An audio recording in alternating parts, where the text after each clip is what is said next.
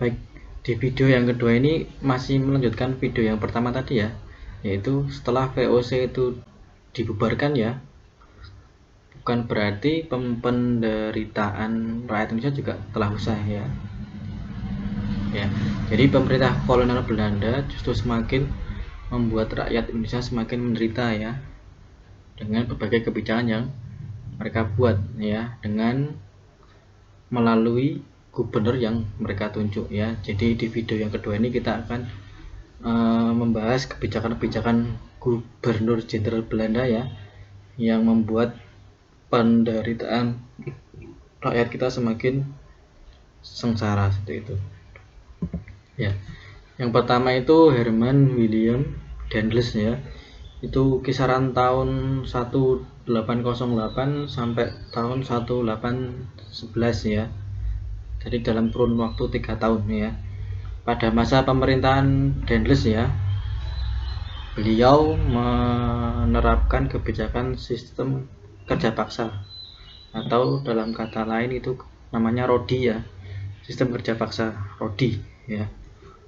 Tujuannya untuk membangun jalan ya sepanjang Pulau Jawa ya, dari Anyer sampai Panarakan ya, untuk kepentingan militer ya. Jadi dari kebijakan tersebut tentu membuat rakyat kita semakin menderita ya, karena kita tidak digaji ya, tidak diberikan makan minum ya, sehingga banyak sekali rakyat kita yang bekerja ya sampai kehabisan tenaga ya, dehidrasi, tidak makan, tidak istirahat, sehingga mereka banyak yang mati seperti itu ya.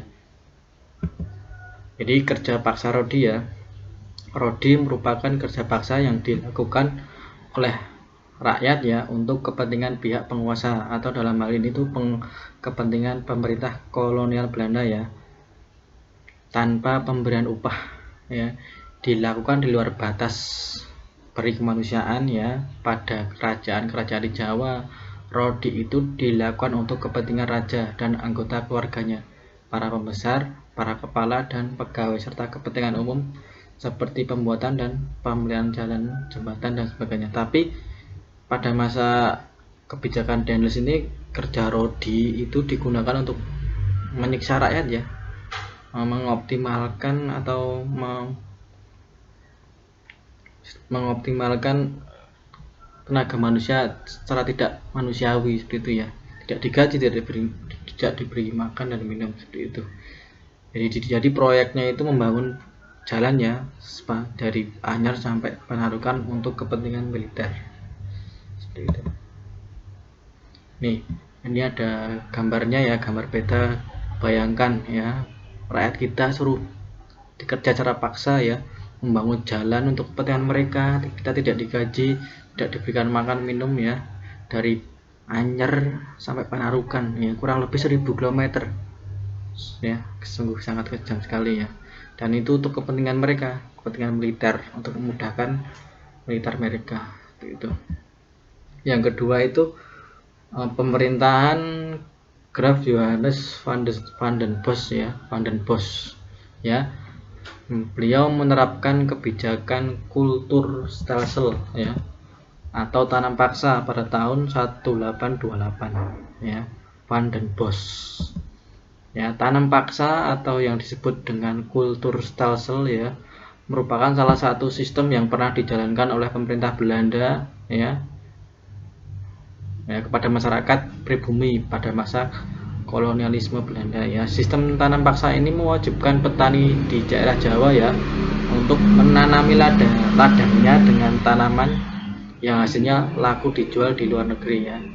Jadi selama tanam paksa itu ada dua jenis tanaman yang sangat laku keras di pasaran internasional, yaitu kopi dan tebu, sehingga dua tanaman inilah yang menjadi perhatian khusus pemerintah kolonial Belanda untuk semakin mengeksplor ya, para petani yang memiliki ladang yang luas, kemudian petani yang banyak, mereka dimanfaatkan seperti itu, sehingga memberikan keuntungan yang sangat besar bagi pemerintah kolonial Belanda ya. Tujuan tanam paksa ya, Jadi tujuan tanam paksa itu yang pertama itu untuk menutupi kekosongan kas negara Belanda ya. Jadi dengan adanya tanam paksa mereka akan mendapatkan uang penjualan ya yang akan dimasukkan ke kas negara.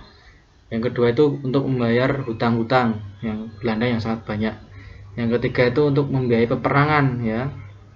Yang keempat mendapatkan pendapatan dan keuntungan yang sebanyak-banyaknya ya. Jadi mereka mencari keuntungan yang sebanyak-banyaknya ya.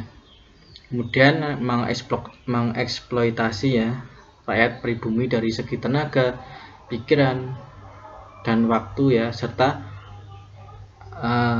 jelas ya dari kegiatan itu tentu akan membawa meningkatnya kesejahteraan bangsa Belanda ya, dan sebaliknya semakin membuat penderitaan rakyat kita semakin sengsara seperti itu.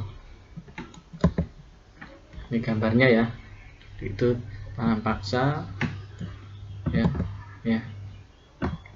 Jadi penderitaan bangsa Indonesia ya yang sudah dialami selama puluhan bahkan ratusan tahun ya, kemudian menumbuhkan benih perlawanan di berbagai daerah ya. Mulai timbul perlawanan karena bangsa kita nggak mau selamanya terus menderita dan dijajah ya. Perjuangan melawan penjajah ya dipimpin oleh ulama atau kaum bangsawan ya, seperti Sultan Hasanuddin di Sulawesi Selatan, kemudian Sultan Ageng Tirtayasa di Banten ya, Tuanku Imam Bonjol, Pangeran Diponegoro di Jawa Tengah ya. Jadi itu adalah segelintir perjuangan awal untuk melawan kolonialisme Belanda ya. Perjuangan tersebut belum berhasil ya, belum berhasil dengan maksimal karena perjuangan mereka atau perjuangan rakyat itu masih bersifat kedaerahan ya, belum terorganisasi secara modern ya, sehingga mudah dipatahkan. Tapi kita perlu mengapresiasi kalau tidak mengawali, tidak menginisiasi dari awal ya, maka selamanya kita akan menjadi bangsa yang terjajah.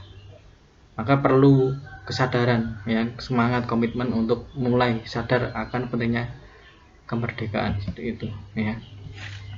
Ini ada peta konsep ya, penderitaan yang dialami Indonesia ya, kemudian menyadarkan beberapa orang Belanda ya yang tinggal di Indonesia ya. Ada Baron van Houvel, kemudian Edward Douwes-Dekker, kemudian ya M.R. van der Venter ya. Itu ada ketiga tokoh orang Belanda yang peduli akan nasib rakyat kita ya, rakyat Indonesia ya. Mereka nggak mau rakyat kita itu semakin menderita dengan kolonialisme Belanda yang semakin menjadi-jadi ya. Jadi Mr. van der Venter ya kemudian mengusulkan pemerintahan Belanda ya untuk menerapkan politik balas budi atau etis politik ya.